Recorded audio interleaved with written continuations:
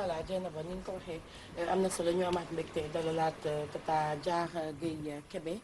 ngir waxtaanee lépp lu jëm ci wàllu cancer du sein parce que xam ngeen ni octobre rose dañu ko jagleel boobule feebar am na nag taxaw seetlu bu ñu ci def parce que du Sénégal rek du Afrique rek mais à travers le monde cancer du sein dafay def ay ravages malheureusement naam comme je l'ai dit tantôt am na ay jéego yoo xamante ni ñu ngi koy teg ngir gën a ñoŋal nekkinu ñi nga xamante ni ñoom ñooy dund ak boobule feebar mais également faire le nécessaire pour ñëpp ñi nga xamante ne ñoom ñoo ko am ñu mun a faju parce que quand même c'est une maladie très coûteuse li nga xamante ne moom moo di cancer loolu noonu yëpp dëxañ nañ ko ci benn élément bu yembee ak imam ñu xool ko ñëwaat. imam cancer rawatina cancer du sein bokk ci feebar yi nga xam ni moo ëpp li muy faat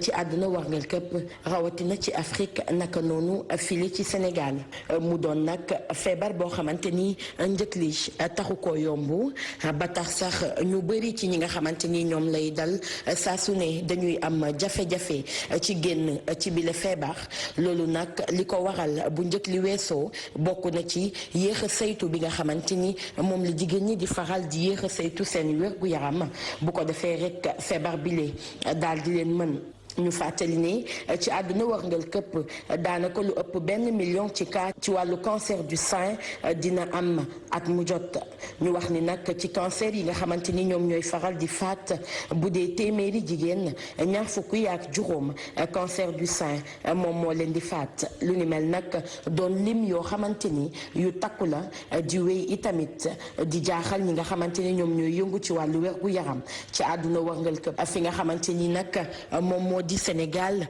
lii di cancer du sein lii tax nag muy gën a law études yu bëri di wax ni bokk na ci feebar gi li ñu ko def gàcce ndax nag bëri na ñoo xamante ni ragal nañoo dem l'hôpital wala sax bu ñu fa demee taxawaay bi war a am duñu ko am ndax rek di daw lu jëm ci wàllu stigmatisation fii nag ci Sénégal boobu ak léegi ñuy teg ay jéego ngir rek mën a xeex ak cancer du sein waaye nag ba fii bëri na loo xamante ni moom lañ ci war a def lu jëm ci wàllu auto examen des seins lu ni mel saa su ne ñu ngi wéy rek di sàkku ci jigéen ñi ñu amal ci taxawaay bu am solo examen bii nga xamante ni moom moo di mammographie naam mu ngi wéy nag di boy ci nopp jigéen ñi taxawaay bu am solo rek lañu ci xaar file ci Sénégal bu ñu jëlee dëkk bu mel ni France ñoom am nañu lu ñuy woowee dépistage de masse boo xamante ni saa su ne dinañu ko defal jigéen ñi am lu tolloo ko juróom fukki at jàpp juróom-ñaar fukki at ak ñeent. fii nag ci Sénégal kuréel yu bëri di wéy di xeex cancer du sein ñoom sax di sàkku rek ci jigéen ñi ak âge bu mu mën a nekk rek ñu gën a mën a farlu ci saytu seen wàllu wérgu yaram ndax nag feebar bi ak lu mu metti metti ñoom ñi leen di faral di wax ni bu ñu ko teelee diagnostiqué ki nga xamante ni moom moo ko am mën na cee wér cancer du sein nit ñi di wéyal xeex bi octobre nag bu jot li nga xamante ni moom moo di weer bi ñu jagleel feebar bi saa su ne plaidoirie yi dafay wéy di bëri ngir sàkku rek ci jigéen ñi ñu gën a fexe wàccoo ak lépp lu jëm ci saytu seen wàllu wér gu yaram. image yi doy na wax même bu nekkee sax peut-être ay genre croquis la mais da ngay sànq maa ngi naan xoolal cancer bi fu mu logé wu ci sein bi nekk na lu doy waar ci mu nekk lu doy waar Dieynaba comme ni ñu ko waxee chiffres yi également di alarmant xam naa Tata Diarra dinañu indil un peu ay leeral par rapport ak yenn ci ay chiffres bu fekkee ñoom am nañu xëj na xayma bi waa xayma bi pour xam un peu ana ñaata jigéen lañuy lay dal xëj na ci Sénégal parce que am nañu un peu chiffres yi à l'échelle mondiale comme ni ñu koy waxee pratiquement 1 million de femmes sont atteintes de cancer du sein chaque an mu doon loo xamante ne lu bëri la quand même madame Kébé tey bu ñuy wax wàllu cancer du sein fii ci Sénégal ak amélioration yi nga xamante ne moom lañ ciy wax yëpp certes est-ce que mën nañu xam tey ñaata jigéen le cancer du sein di faral di taral at mu jot. maa ngi rafetlu seen question bi mais. xam nga li tax yenn dëkk yi di mën a xam exactement ñaata jigéen mooy mën a ñoo am cancer du sein dañuy am si ni ñuy wax le registre du cancer et malheureusement fii amagu fi donc dañuy xayma rek parce que boo xoolee mënuloo wax exactement ñaata jigéen la ndax am na ñoo xam ne ñu ngi faju ci clinique yi. am ñoo xam ne ñu ngi faju ci Mamani. am ñoo xam ne ñu ngi jëm ci l'hôpital de référence bi nekk Institut Curie à l'hôpital Aristide Le Dantec. mais li ñu mën a jàpp moo di que moom le courbe bi du wàcc mais day yéeg rek. tous les ans nañu jàpp ne il y a toujours plus de femmes qui ñuy am cancer du sein. ñu ngi doon xayma ne à peu près dans les 1800 cette année ñoo amoon cancer du sein mais chiffre exact franchement man personnellement mënuma ko wax parce que ça déjà ça relève du ministère de la mais Santé. En plus sans registre de cancer c'est difficile ñuy wax exact des chiffres. D'accord problème cancer du sein au Sénégal bokk na ci yéex a saytu bi bu ñu ko yéexee xam également faj ko dina doon lu metti parce que ñu ci bëri xëy na ci phase finale la ñuy détecter seen ay cancer ak yu mel noonu li gën a waral itamit souvent dañ koy dégg ci seen ay plaidoyer li gën a waral également nit ñi ñu ci bëri bokk ragal dem hôpital bokk na ci wàllu stigmatisation parce que quand même dem nañu ba feebar bu bon bi la ñu koy woowee pour ne pas citer la maladie ak yeneen est-ce que yéen a ngi wéy di sensibiliser jigéen ñi par rapport ak boor boobu ngir ñu xam ni du gàcce et que feebar la comme sibiru feebar la comme coronavirus feebar la comme yeneen feebar buy rayee sax. waaw loolu moom dinaa ci sawar a tontu ndax boo gisee ñun association cancer du sein mu coupé ko def ko ACS2 boo gisee ñu créé association bi stigmatisation ci la bokk ndax personnellement en 2013 bi ñu créé association bi c'est une maladie que j'ai vécue lu ma dund la donc bi ñu demee ba ñu gis ne que jigéen ñu bari dañ doon rus wax ne dañu am feebar bi déjà sax boo xoolee reportage bi ñu wane léegi xam nga jigéen ñi ñu ngi jël ay seen kii ñu ngi jéem a kol di nëbb seen kanam mais stigmatisation boobu nag si li ñu tax a jóg pour créer association bi si la bokk parce que dañu bëgg nit ñi xam ne feebar la comme bépp feebar te ku nekk mën na la dal te cancer gënu la bon grippe gënu la doon bon paludisme parce que tey bu ñu xoolee sibiru li muy rey moo ëpp ci àddina bi cancer li muy rey kon nag bu ñu ko jàppee feebar bu bon man damay bañ sax ñuy wax tur woowu di wax feebar bu bon nañ ko tuddee ni mu tudd rek bu ñu ko mënul a wax ci tubaab ñu wax ko ci wolof ñu wax ko ci wolof yow dafa mel ni nga dégg nga wolof bu baax mën nga ko wax ci wolof. mais cancer moom xam naa ni mais li ma jaaxal mooy bu ñu ñëwee par exemple ci octobre rose chaque année ñi ngi def octobre rose di takk pince yi di def dépistage peut-être que ne que di ngeen xayma seen liggéey bi ngeen di liggéey c'est-à-dire que fu mu toll xeex bi fu mu toll parce que yéen a ngi def ay sensibilisation yéen a ngi wut yenn saa yi di dimbali nit yi ñuy def mammographie gratuitement wala ñuy def peut-être traitement chimio bi ñu koy def voilà c'est cher mais peut-être ñu am lu ñu leen si jàppale est-ce que yéen seen liggéey yéen a ngi koy xayma. absolument parce que jéy na ba en tout cas man li ma seetlu bi ñuy dugg ci lutte bi ñu bari xamuñu woon lan mooy cancer da nga daan gis ay jigéen yoo xam ne dañu daan am lu nekk ci seen ween mais dañ ko doon jàppee ay taabu saalum ay fête ay dañ leen liggéey walla yu mel noonu bu ñu demee ba sa biir la ñu koy gis mais sensibilisation yi ñun ñuy def ak yeneen association yi fi nekk sur place parce que y en a ñu ngi rafetlu tamit ñëpp liggéey bi ñuy def donc ñun ñëpp ba ñu ci taxawee ñu commencé di wax loolu tamit lu yóbbu quand même ñu gën a xam feebar bi daal gën a xam feebar bi parce que nit tamit boo am na loo xam ne boo ko xamul yaakaar naa ne doo ci mën a doo ci mën a sori daal doo xam nan nga koy jëlee mais léegi avec la vulgarisation de Octobre Rose ak yéen médias yi ni ngeen ñu ciy jàppale pour ñu xamle feebar bi tax na léegi ñu bari ñu ngi xam feebar bi gaa des na mais nag xam nga nag tubaab yi ñoom ba ñu commencé di ko def ay ñaar fukki at fanweeri at ci gannaaw la ñun ñu ngi siy sogaa dugg peut-être ay fukki at ak loolu donc xam nga duñu bokk degré de xam-xam. mais chéraay bi aussi ça facilite pas en fait feebar bi parce que tey même boo demee dans les coins peut-être les plus reculés du Sénégal dañ fay fekk jigéen ñoo xamante ne ñu ngi am cancer du sein aujourd'hui ñëpp amuñu moyen wu faju et comme on l'a dit tantôt benn hôpital rek pratiquement mooy jël en charge malade yi nekk ci réew mi yëpp am cancer du sein bu ñu demee hôpital Le Dantec boo demee Institut Curie da ngay gis ni que am na ñoo xam ne dañuy passer la nuit pour pouvoir se faire consulter le matin donc yooyu yëpp ay problème la yoo xamante ni est-ce que aujourd'hui également jotul ñu gën a améliorer xeex bi ngeen gën a wax ak kilifa yi pour ñu xam ne urgence bi dafa nekk ci dëkk bu nekk ci Sénégal nit ñi mën a am fu ñu fajoo. loolu moom dinaa ci sawar a tontu parce que comme ni ma la ko waxee ñun non seulement dañuy sensibiliser di informer mais dañuy def des plaidoyers 2013 depuis la création de l'association ACS2 ay plaidoyers ci la ñu dëkk ndax ñun feebar bi boo ko xaymaa boo amul lu ëpp million ci yooyu jamono ñaari million jëm ñetti million doo faju léegi boo ko xaymaa boo amul million bu taxaw doo faju ñun def nañu ay plaidoyer ba sonn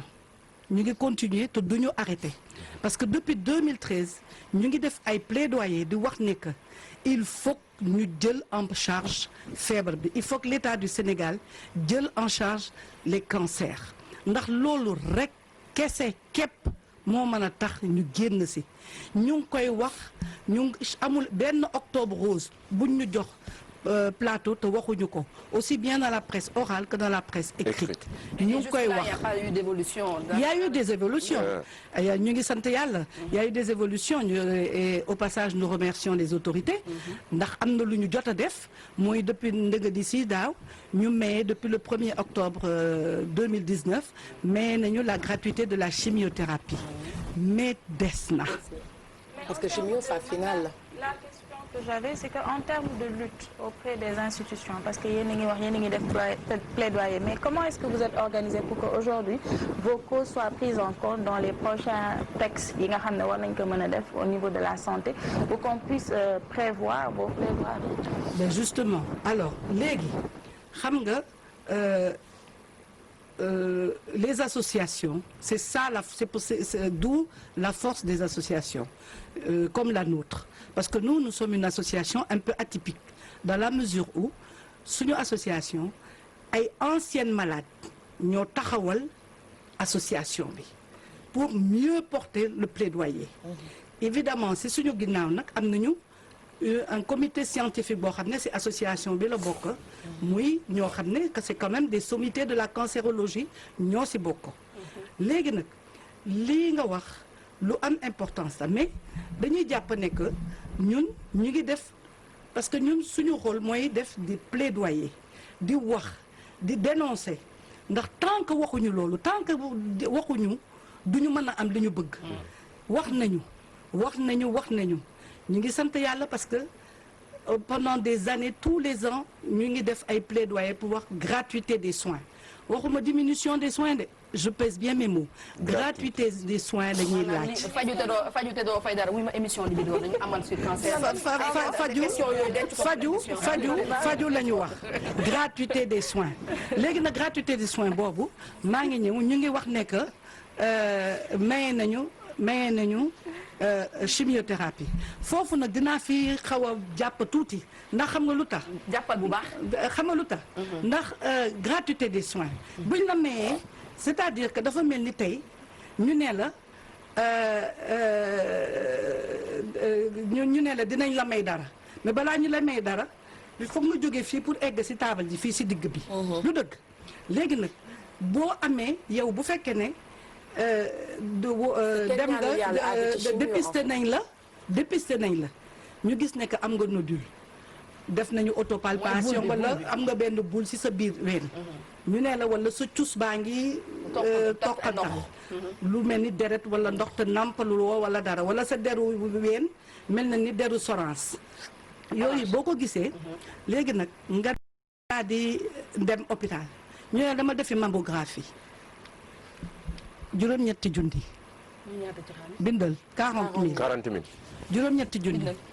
léegi nga def loolu docteur bi ne la bu fekkee ne ndaw nga doo def mammographie parce que am na âge boo xam ne mammographie âge boo xam ne doo ko def ndax à cause de la densité des seins. ban âge la. ba 30 ans 35 ans. D'accord. C'est pas conseillé de faire la mammographie. La mammographie c'est à partir de 40 ans jëm kaw. Et même 45 ans parce que le sein est moins dense et si la ñuy gën a mën a gis donc dañ lay wax nga defi échographie mammaire ça a un coût aussi nga def ko ba pare ñu ñëw à peu près dans les mêmes prix ah. 40. bindal 50 000 nag. léegi nga jóge foofu ñu ne la léegi yow da nga war a dem defi scanner. Le scanner c'est 140 000. nga def scanner 140 000 nga war a def scanner 140 000 nga pare ñu ne la kaay nga def biopsie foofu dinaa si xaw a taxaw tuuti parce que la biopsie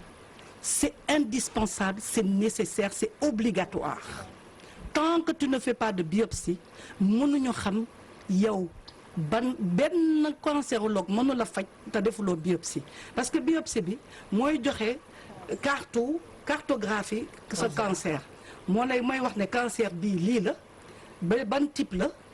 ban phase ban grade la ban phase la pour ñu mën xam ñoom à partir de cette cartographie là si la ñuy mën a xam léegi ñoom nan lañ lay traité léegi yow bu fekkee ne amuloo ko tu n'as pas les moyens loolu yëpp boo ko calculer nga pare boo dëbalee ba pare nga def loolu boo pare ba sa biopsie ba pare ñu ne la il faut nga dem defi échographie du cœur parce que c'est l'échographie du cœur qui va dañuy xool ndax yow da nga mën a antan chimiothérapie bi ngay def loolu yëpp boo ko xaymaa c'est pas moins de 300 000 francs ak paas yi ak yooyu voilà léegi nag suñu mbokku jigéen bi nga xam ne moom day jaay légume marché wala dafa yor taabalam sa koñ ba di ko jaay yàlla nattoo ko mu am feebar bii ñu ne ko lii danga koy def balaa ngay am gratuité bi est-ce que dana egg sa gratuité ba nañ teg suñu loxo foofu et foofu nag damay interpeller suñuy autorité parce que foofu nag il faut que ñu maye la gratuité des soins dans les cancers bu ñu bëggee cancer waxuma mu jóge fi de ndax yàlla moo yore jóge fi mais taux de mortalité bi am wàññeeku bu ñun ñu ngi sensibiliser résultat sensibilisation yi tey moo tax hôpital yi di fees muy Dantec muy Dalal Jàmm looloo tax muy fees mais 30 secondes Yacine oui man je trouve que c'est une cause très noble parce que il fallait que mu am fu mu commencer ñu ko défendre mais comme ni may faral di wax su ñuy défendre benn cause tout le temps c'est pour attendre des résultats il faudrait que peut-être dans votre organisation qu'il y ait beaucoup plus de compétences dans ce sens parce que tey soo leen ne gratuité des soins man c'est un rêve parce qu'en 2019 on a eu 1841 cas dans un pays sous-développé comme le Sénégal tey peut-être war nañu mën a am ñenn partie de la population yi nga xamante ne c'est des gens ils sont démunis duñu am moyens yi peut-être état war a xalaat demain ou après-demain comment rendre gratuit le traitement mais par rapport à la généralisation de la gratuité pour man benn projet boo xam ne la c'est pas du luy mën a concret réalité pour tout le monde et on peut pas générer ça va pas être gratuit pour tout le monde. Chaque année, le taux de cancer augmente. Justement, on va avancer un peu parce que 10h05 jot na am na ci wàllum cancer bi loo xamante ni ci wàllum TIC la mooy technologie yow nee nga bu ñu waxati nouvelle technologie léegi dañuy wax technologie de l'information et de la communication boo xamante ni dañ ko digitaliser léegi pour détecter cancer ak application bi di Billy Screen d'accord donc ça c'est dans le monde ak Sénévital donc au Sénégal mairie. Ok, en fait on va d'abord commencer avec l'application Sénévital parce que moom moo nekk fii Sénégal donc Sénévital c'est benn sorte de passeport numérique la donc c'est la santé numérique c'est un petit peu ce qu'on dit l'apport du digital ci li nga xamante ne moom mooy aussi santé bi wala affaire cancer il y a aussi beaucoup d'outils yoo xamante ne ñoom ñooy permettre de détecter tout type de cancer mais bu dee fii Sénégal par exemple on a le passeport santé Sénévital boo xamante ne ni da ngay am say information santé te loolu c'est par QR code le QR code mooy. QR code mooy comme boo yoree WhatsApp affaire bu carré bi. sori na boo demee hypermarché dañu lay jaayee. ok voilà bon ñun egguñu par exemple boo demee supermarché jël QR code bi kii pour fay mais à partir du QR code portatif. donc portatif day nekk mën na nekk bracelet mën na nekk autocollant mën na nekk sticker mën na nekk aussi pendentif. mooy lii mooy QR code ok. voilà donc mën na en fait li ñuy scanner la mooy affaire bi ñu scanner donc à partir de là yow da ngay am say informations de santé avec toi en temps réel donc day lii lu muy indi mooy lan par exemple tey boo waree changer médecin wala ngay suivre benn traitement xam nga da nga egg benn moment ñu ne la bon ñun médecin généraliste mënatuñ ci dara il faut nga dem ci cardiologue li ñuy gis traditionnellement mooy que da ngay yor say dossier dem ci beneen médecin te réer mën na am erreur médicale mën na am. alors que ça tout est digitalisé lépp da nga ko yor si sa kii tout est dans le bracelet tout est dans le comment ça s'appelle dans le pendatif et puis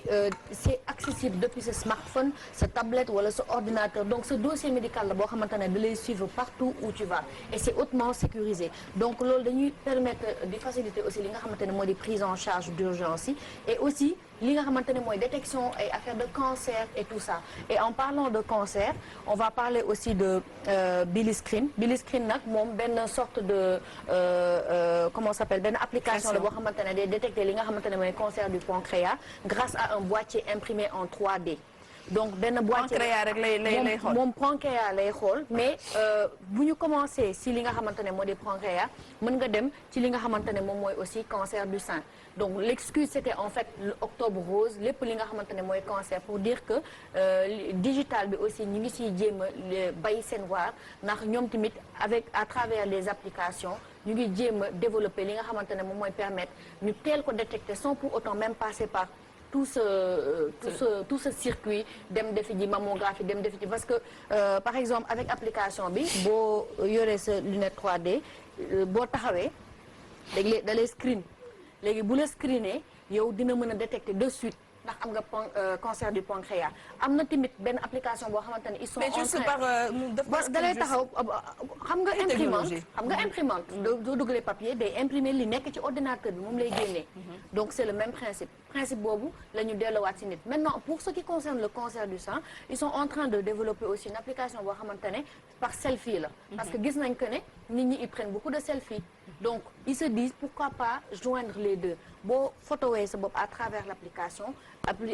photo bi selfie bi mën na la détecter en tout cas li nga xamante ne moo di cancer du sein bi nga mën a am wala beneen type de maladie boo xamante ne mi ngi ci yow donc on va vers ça on va vers le fait que ne voilà tu n'auras pas besoin forcément de faire des mammographies de faire quoique nous on est dans un pays sous-développé xëy na excès gu fi mais je pense que mi ngi demee ba ci kanam mais Sénévital bi c'est important donc mi nekk fii ci Sénégal est-ce que ñoom ils ont commencé un peu à travailler dessus est-ce que c'est fonctionnel wala c'est toujours en état projet non c'est fonctionnel ils ont d'ailleurs un site boo xamante ne boo duggee internet mën nga fa dem tu peux t'inscrire tu peux avoir leur contact nga jël seen contact su ko defee li nga xamante ne moom mooy say information médicale nga am ko en mode numérisé moo xam pendatif la moo xam bracelet la te loolu ñëpp mën nañ ko am. mais par exemple aujourd'hui mari détaillé bu nekkee par exemple da nga def accident. nga yor bracelet bi comment on va faire pour scanner pour scanner bracelet bi wala pendentif bi comment ils vont faire. c'est à travers le code QR. oui mooy code QR bi. moom la ñuy wax moom ngay mën a scanner parce que xam nga boo jëlee sa WhatsApp par exemple boo bëggee dugg ci beneen WhatsApp da ngay def nii ngay def. d'accord pour code QR bi c'est le même principe. D'accord. Depuis le Covid, dans certains restos de la place, c'est le même principe. Même pour les menus, c'est le menu QR. C'est-à-dire da ngay ñëw ak sa téléphone. nga scanner moom la def. voilà nga scanner amu ci mi ngi commencé donc loolu ci santé bi lañ ko njëkk am parce que Sénévital ñoom ñu ngi fi depuis 2019. donc ñu bàyyi ci xel rek te loolu d'ailleurs c'était la question que je voulais lui poser c'est vrai que ñoom association la ñu ngi bàyyi seen wax ci loolu mais est-ce que aussi jël nañ en charge li nga xamante ne mooy partie digitale bi parce que c'est aussi important ndax nit ñi ak lu ñu mënti wax ku ci nekk am nga benn Facebook ku ci nekk mën nga jënd pass mais sensibilisation bi aussi mën na jaaree foofu. Tadiara. waaw alors je vais d'abord répondre à sa question. Rapidement bu ma ñor. waaw. parce que li ma taxoon gis nga ma tax ma waxoon bëgguma non c'est important. vraiment c'est important après dala yëngal di ngeen ko waxaat si Libidor. mais il faut que ñu wax si. ndax xam nga dafa wax ne que dafa am lu mu wax ne on est un pays sous-développé. je suis entièrement d'accord. mais vous savez. C'est pas parce qu'on est dans un pays sous-développé qu'on ne peut pas faire certaines choses. Le Mali n'est pas plus riche que nous. La Mauritanie n'est pas plus riche que nous. Et la prise en charge est gratuite là-bas. Ouais. Malimi. Oui, je n'ai pas parlé de ça. La prise en charge est gratuite. En Mauritanie, la prise en charge est gratuite. Da ngay gis ay malades yu jógee Mauritanie. ñëw ñu defal leen seen pose de diagnostic fii ba pare. ñu ne waat cuus delluwaat Mauritanie defi seen traitement yépp parce que c'est entièrement gratuit. Ouais. Alors donc moi pour moi ce n'est pas une une impossibilité. Mais c'est peut-être un manque de volonté politique. Oui. Et donc ça il faut le faire donc ñun en tant que société civile ñun li ñu mën mooy li ñu wax mooy ñu wax. ñu def des plaidoyers pour la gratuité des soins parce que c'est possible évidemment gratuité des soins boobu boo dégg ñu di ko wax man mi am assurance maladie bokkuma si parce que c'est mon assurance qui va prendre en charge ñi am ay IPM ak yooyu bokkuñu si mais ñu nekk dans le système informel jaaykatu gerte bi wala jaaykatu lii wala laa bi amul les moyens mais kooku parce que en général ñi dem les moyens beaucoup d'entre eux ils vont dañuy dem ci clinique yi du ñu ñëw hôpital wala ñu dem à l'étranger et nag alors que bu ñu amoon gratuité pour yenn yi dinañu am taux de prévalence boo xam ne de guérison boo xam ne day gën a augmenter ma ñëw nag sur digital ñun cette année avec le Covid généralement dañuy def des dépistages on fait des journées diagnostiques dans les régions avec même bu dul octobre rose dañ koy def toute l'année mais cette année avec le Covid on a décidé de faire uniquement de la sensibilisation à travers le digital. On fait beaucoup de sensibilisation dans le digital à travers Facebook, Instagram, Twitter, la télé, les radios communautaires et tout ça dañ siy def ay sensibilisation yu bari. Parce que pour moi sama xalaat moo di que le dépistage c'est pas forcément faire des dépistages de masse. Ce qui est important dans le cancer du sein, c'est l'information et la sensibilisation. Tout à fait. Parce que nit ki bu xamee lan la dina xam lan la siy jógee. Donc ça c'est très important. Mais Mary, on rajoute rapidement. Juste pour dire aussi une chose, c'est vrai qu'on parle beaucoup de la prise en charge des malades, mais moi je penche aussi sur le fait de la prise en charge du malade pendant que mu am feebar bi. Comment dire, wàcce douleur am et tout. Et par rapport à ça, il y a une application aussi qui s'appelle My Charlotte boo xamante ne nii soo demee après nga télécharger ko dina la permettre di la jox ay conseils sur yow boo amee cancer du sein comment tu dois vivre lan nga war a def lan nga war a lekk et tout. My Charlotte et voilà My Charlotte et loolu tamit day permettre rassurer li nga xamante ne moo di malade yi nga xamante ne ñoom dañoo am feebar bi. Tadiara, dernier mot. La woon. Voilà, alors li mu wax c'est important le soutien psychosocial. Il a une très grande importance dans la prise en charge du malade. Nit ki bu feebaree il faut que mu am kuy wax ak moom. Nous notre rôle notre association suñu rôle principal mooy di wax ak malade yi. Dañuy ñëw au bureau wala ñun ñuy dem hôpital di leen seeti di waxtaan ak ñoom di leen wax fii ngeen toogoon nañ fi. Et ça les rebooste. Parce que il est important. Qu'il y ait un soutien psychologique, c'est très important. Mais si lépp sax c'est très important. Dans toutes les maladies, c'est important. Mais nag raw dolli maladie boo xam ne da nga koy ruusoo wax. Donc il faut que ñuy wax. Moi je vois par exemple des gens qui viennent au bureau Dieynaba, elles arrivent en pleurs. En pleurs. Mais danañu wax ak ñoom excusez-moi dinañu wax ak kooku. ba buy génn day génn ak i ree daal di dem defi traitement daal di gis ne que c'est moins lourd que ni mu ko xalaate woon kon nag loolu moom c'est important ñun xaaruñu application pour def ko mais c'est une bonne chose mais comme la majorité de la population elle n'est pas digitale. Il faut que nous jouons notre rôle et notre rôle principal c'est aussi le soutien psychosocial. Merci Tadiara comme li nga wax rek waxtaan bi c'est am dafa am importance xam dañoo ne wax tane. nañu ko wax te tane donc loolu lu am solo la en tout cas di la remercier bu baax a baax ci ñëw bi nga ñëw on aura peut-être l'occasion dans d'autres occasions de pouvoir parler toujours du cancer du sein. Inch'Allah, Inch'Allah et je vais vous lancer un pic. Si. Oui, lance-nous pic. Il faut nous donner l'opportunité de temps en temps de venir sur les plateaux pour parler, pour sensibiliser sur le cancer. Ndax jigéen mooy kër. te cancer féminin yi muy cancer du sein muy cancer du col de l'utérus dafa lëmbee. te nag jigéen bu feebaree ci kër mais dañ koy sentir. man tey bu ma feebaree bu ma tëddee sama borom kër dina ko sentir samay doom dinañ ko sentir donc pic boobu laa leen di lancer. Tadiara waaw bàyyi tamit ñu raxas suñu bopp parce que tamit peut-être gunge leen moom moo tax peut-être aussi ñu invité yeneen ak yeneen te xanaa gisoo Awa Mbaye madame santé liggéey bu am solo bi nga xamante ne mi ngi koy def kon ci wàllum cancer parce que tey peut-être am na benn degré communication boo xamante ne ci cancer surtout cancer du sein bu amee yenn doole yi moom am na ci wàll ndaxte octobre rose bu nekk moom mooy taxaw xar tànku tubéyam pour ñu mën a daal ci def communication li ma la doon wax rek màggalu Touba bi